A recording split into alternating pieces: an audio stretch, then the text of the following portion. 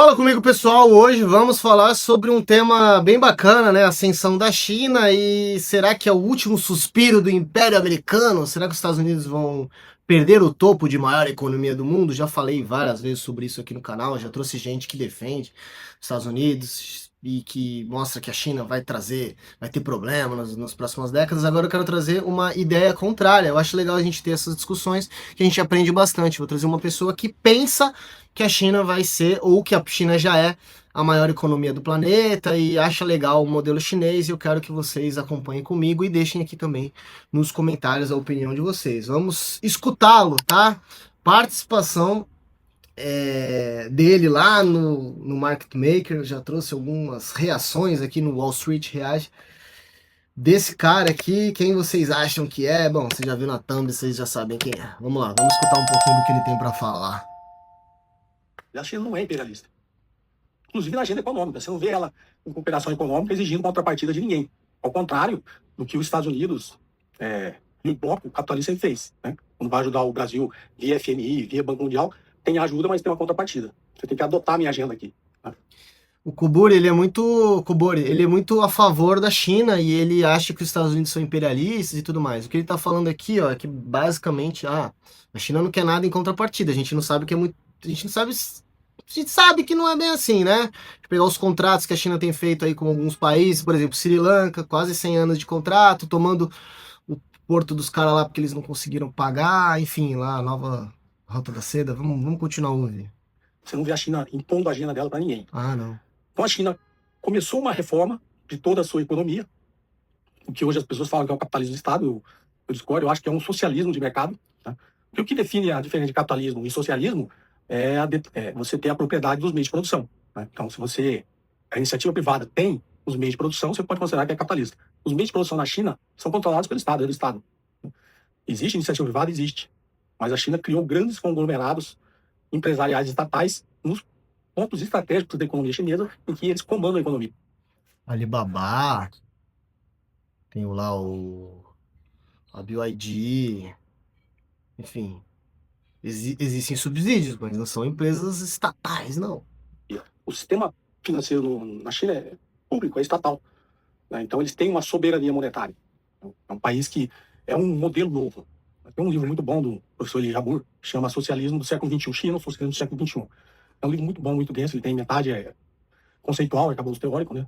Sobre os modelos dos modos de produção, e a outra metade é esse processo histórico da China na construção do modelo que lá está hoje. Né? Então é um livro bastante interessante, até para você ter para consultar sobre alguns aspectos.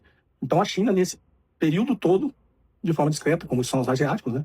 Eles foram mantendo uma certa atualização do seu poderio militar, apesar de ser o maior país em extensão continental, foi mantendo o seu poderio.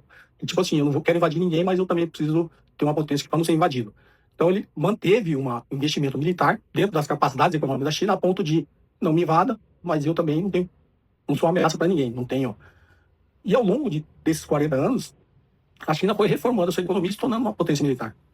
Eu acho que a grande diferença da China para os Estados Unidos, voltando para o exemplo do Trump, é porque a China não é imperialista, os Estados Unidos é imperialista. Os Estados Unidos, ele obriga os países a adotar a agenda que ele quer. Os Estados Unidos, ele é intervencionista, os Estados Unidos investem em guerras. Só que aí existe... Tem até uma economista chinesa que fala isso, né? A diferença dos Estados Unidos para a China. E ela, inclusive, dá aula nos Estados Unidos, na universidade, dá aula na London School. Sabe o que eu acho engraçado, gente? Cara, um chinês que ele mora num estado, ele não pode mudar para outro estado dentro da China se ele quiser. Ele só pode mudar se o governo permitir. Ou então ele tem ele tem uma faculdade, um emprego novo, aí ele pode mudar de estado. Então, ou seja, ele tá falando, a China não impõe nada para ninguém. Pô, o próprio cidadão chinês não pode fazer o que quer. Econômicos, né? Que ela fala que nos Estados Unidos você muda-se os partidos, mas não se muda a política. A política americana é sempre a mesma, independente de ser democrata ou republicano. Ainda bem. Então, para quem está lá, por isso que eu falo, se analisar os fatos e a evolução histórica, né?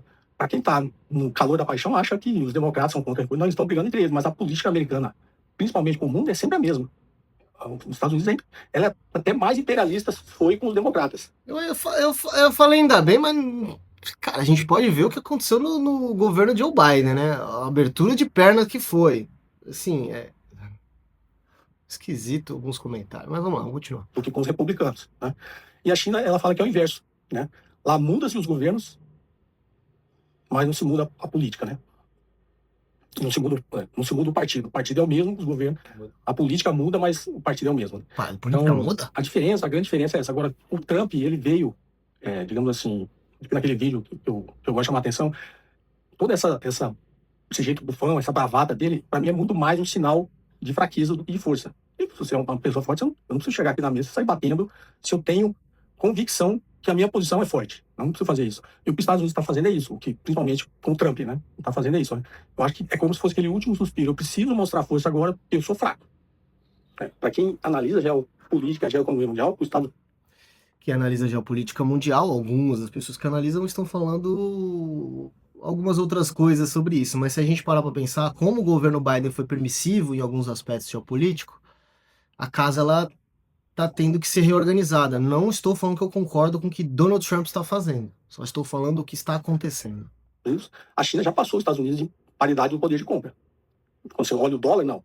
O PIB chinês ainda é menor que o americano, mas quando você olha a paridade do poder de compra, a China já ultrapassou os Estados Unidos em todos os indicadores que você olhar. Produção industrial. E é engraçado que nesse processo da descrição, os Estados Unidos realmente, em termos industriais, ficou para trás, mas porque dotaram uma economia de importação, usar o que tem de mais barato no mundo, e aí a economia interna, a indústria interna ficou mais fraca mesmo, que é o que o Donald Trump está tentando reverter em alguns aspectos. Dos asiáticos, né, principalmente da China, a China aproveitou o que o mundo capitalista queria utilizar a China para melhorar e continuar a reprodução, que a gente chama de reprodução do capital, a reprodução capitalista, porque todo mundo foi para a China em busca de mão de obra barata. Né? Então, em algum momento, nesse início, na década de 80, da ascensão dessa reprodução do capital, o mundo ocidental, liderado pelos Estados Unidos, estava em busca de mão de obra barata. Né? Eles achavam que mão de obra barata, a China seria a fábrica do mundo. Então, a Alemanha foi para lá, o Japão foi para lá, os vários países da Europa foram para lá, e principalmente os Estados Unidos. Né? Fecharam, que é um grande problema dos Estados Unidos hoje. Ele se desindustrializou para se industrializar, principalmente na China, atrás de mão de obra barata. Então, de algum modo, é como se fosse uma vingança, né? Você veio atrás de mão de obra barata, eu forneço, monta a fábrica que você quiser, explora os meus trabalhadores. Só que a China aprendeu com isso. A China transferiu tecnologia mesmo contra a vontade de quem foi lá produzir na China. Então, essa transferência de tecnologia que foi feita para a China, ela aprendeu e ficou melhor. Ele está provando agora que muitos produtos... A China é líder em painéis solares, em energia eólica, em carros elétricos. A China já é muito superior a qualquer outro país do mundo nesse quesito. Então, a China soube aproveitar isso. Com esse modelo que ela criou, que eu chamo de socialismo de mercado, né? Não capitalismo de Estado, mas socialismo de mercado, ela criou uma soberania monetária, se protegeu das crises provocadas pelo dólar. Então, a China faz isso há muito tempo.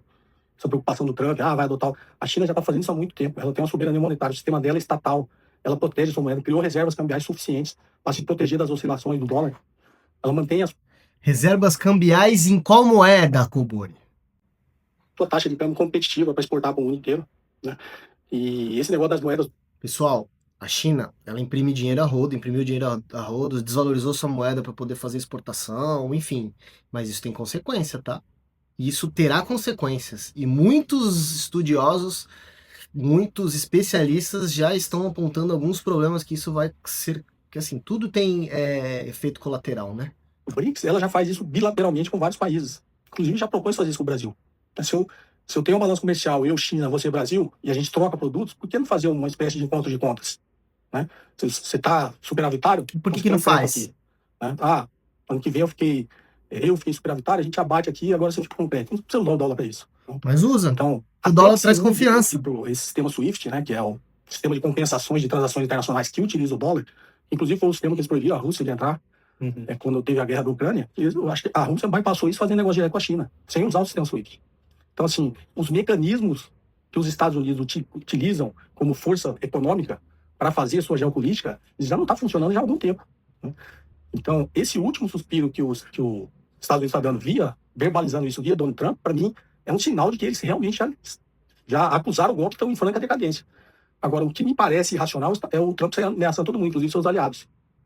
Essa última notícia que ele teve agora, pode me interromper, se eu estiver falando muito. Não, vai lá. Essa última notícia que a gente teve agora dele fazendo um acordo com o Putin, cara, olha a sinalização que ele está dando para os aliados dele na Europa. Os Estados Unidos incentivou a guerra da Ucrânia. Né? Ah, foi a Rússia que invadiu a Ucrânia, só que a Rússia invadiu a Ucrânia.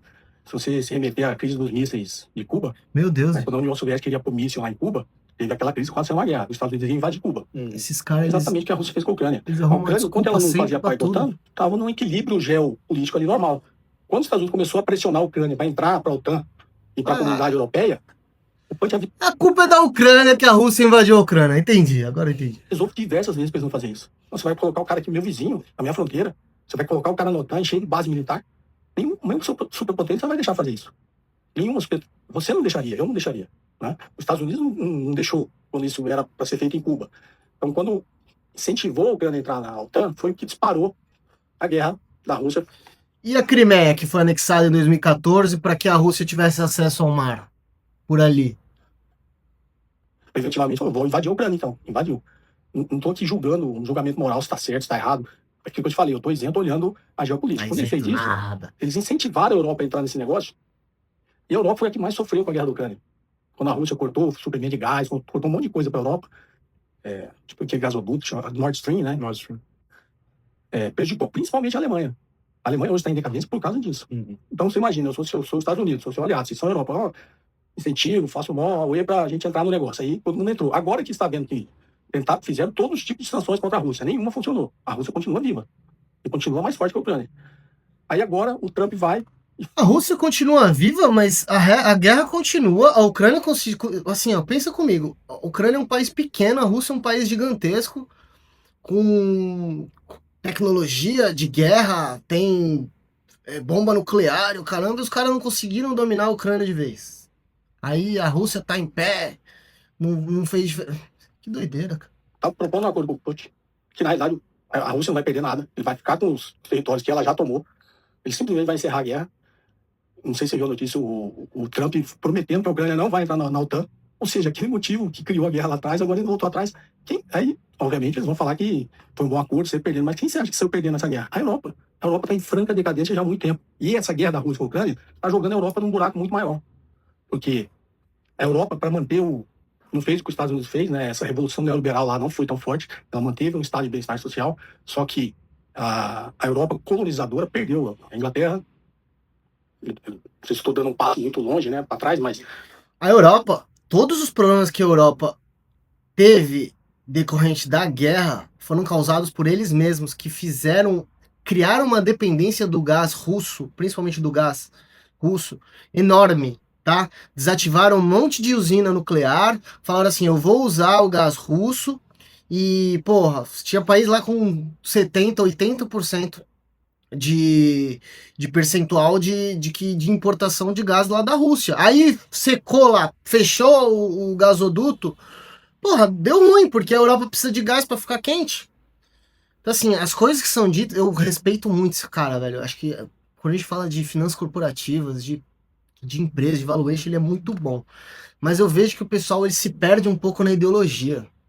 A Inglaterra, as suas colônias, ela praticamente abandonou todas. A última que foi Hong Kong. Saiu, então, aquela potência colonizadora de extrair riqueza de outros territórios voltou para trás. Né? Simplesmente não é mais essa potência colonizadora. Todos os países da França, né? A Inglaterra, Portugal já há muito tempo atrás.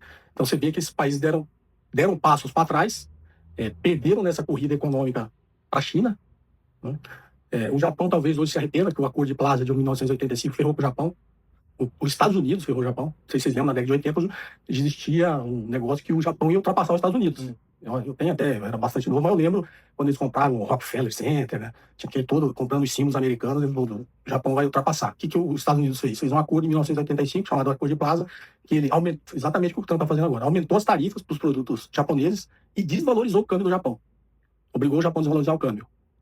Não sei se foi bem um acordo, né? Talvez sem um acordo, porque não sei se vocês sabem, em Bretton Woods, uma maneira de reconstruir a economia japonesa e alemã, que tinham perdido a guerra, era manter a taxa de câmbio deles artificialmente valorizada para eles poderem se reindustrializar depois da guerra. Tanto fez efeito e foi muito bom, né? Que a Alemanha se tornou a maior potência industrial da Europa e o Japão a maior potência industrial da Ásia, né? Antes da ascensão da China. Só que aí, quando financiados por quem? O Japão começou a ameaçar os Estados Unidos falaram, opa, acabou a brincadeira, sua taxa de câmbio não pode ser mais essa e eu vou tarifar os seus produtos, se não me engano, em 30%. Se você olhar na história, foi exato. Pessoal, pós-Segunda Guerra, Alemanha destruída, Japão destruído. Aí fizeram um plano, fizeram um acordo pós-Segunda Guerra, e aí reindustrializaram, revitalizaram os dois países, tanto é que a Alemanha foi dividida em a Alemanha Ocidental e Oriental, e aí a Oriental ficou para a União Soviética, a parte ocidental ficou com uma pegada mais Estados Unidos, Reino Unido, Estados Unidos, Reino Unido antes da Segunda Guerra, pouco antes até, a Primeira Guerra, vinha como uma das maiores potências do mundo e tudo mais, depois foi trocando para os Estados Unidos, e esses dois países foram refeitos basicamente por uma série de acordos. Existiram sim vários problemas, vários excessos no meio do caminho, sim. Mas eu vejo que a história ela é sempre contada com uma narrativa para você desfavorecer um lado. E assim, a verdade é que ninguém é santo nessa história, nem a União Soviética, nem os americanos, mas uma coisa eu sei. Quando a galera começa a ficar muito com viés político, as narrativas elas começam a pender para um lado e aí esquece a parte racional da coisa. Exatamente quando o Japão estagnou e entrou em recessão, né? O que aconteceu? Quando isso aconteceu, a China, olhando de longe, não fazia a mesma coisa. O que a China fez? Manteve o yuan desvalorizado em relação ao dólar e assumiu a posição do Japão como potência industrial. Só que fez isso discretamente, inclusive com a ajuda dos Estados Unidos e do mundo ocidental, que foram explorar a mão de obra barata na China para continuar sendo competitiva no resto do mundo, na sua produção industrial. Pessoal, ninguém foi explorar a mão de obra em lugar nenhum. Assim, você pode levar por esse lado e tá tudo bem. Mas explorar a mão de obra e falar assim, ó, deixa eu usar essa mão de obra barata. Ele tá falando o que tá no Manifesto Comunista, praticamente isso. Karl Marx aqui. Mas a verdade é que, quando você tem uma moeda forte, você vai em qualquer outro país que tem moeda fraca, fica fácil de pagar. É um custo muito baixo para produzir. E a China se aproveitou da sua mão de obra barata para se industrializar e crescer, para ser a maior ascensão econômica da história, exportando para o mundo inteiro. E aí conseguindo construir diferenciais comparativos através disso, que foi onde surgiu, onde veio toda essa ascensão. E é óbvio, aí a classe média da China, que predominantemente que era pobre, e a classe média foi ascendendo, aí aos poucos a mão de obra foi ficando mais cara. O nível de consciência da população foi subindo, estudo e tudo mais, tá? O pessoal foi saindo da área rural para a área urbana e aí o país foi crescendo. Mas não é que o pessoal foi explorado. Se teve alguém que explorou alguma coisa, talvez tenha sido até o próprio governo chinês, que fez tudo muito bem estruturado, tá? Tudo que eles fizeram foi muito bem estruturado e planejado. Tá? Não vem falar que o americano que explorou o chinês, que não foi isso que aconteceu. Real com as margens que o grande capital queria, né? Então, quando você olha esse cenário, agora é tarde. Eu estou te falando num livro lá em 88, o gente já tinha falado que isso poderia acontecer. E aconteceu numa velocidade muito maior. Se você gostou desse corte, bem, vou deixar o corte aqui embaixo na descrição. E aí dá pra até assistir o episódio completo. Como eu falei, o Kubota ele tem várias coisas legais ali, quando a gente fala de finanças corporativas, de valuation. O canal dele é bem bacana em vários aspectos, tá? Mas eu acho que o pessoal ele se perde um pouco na ideologia. E assim, tem coisas legais que ele falou, e tem muita coisa que faz sentido mesmo. A gente só não pode levar em consideração situações que não necessariamente são aquelas que são ditas por simples viés ideológico. Não gosto dos americanos, são imperialistas e dane-se. Tudo que eles fazem tá errado. E não é bem assim. Ah, tudo que o chinês faz tá certo. Não é bem assim. Tá bom? Quero a opinião de vocês, deixa aqui nos comentários. Beleza? Gostaram do vídeo? Gostaram aqui desse react? Acho que nesse vídeo eu falei demais, né? Bom, deixa o like aí no vídeo, se inscreve no canal, aquela parnafalhada toda. Tamo junto, grande abraço. Vou deixar esse outro vídeo aqui na tela.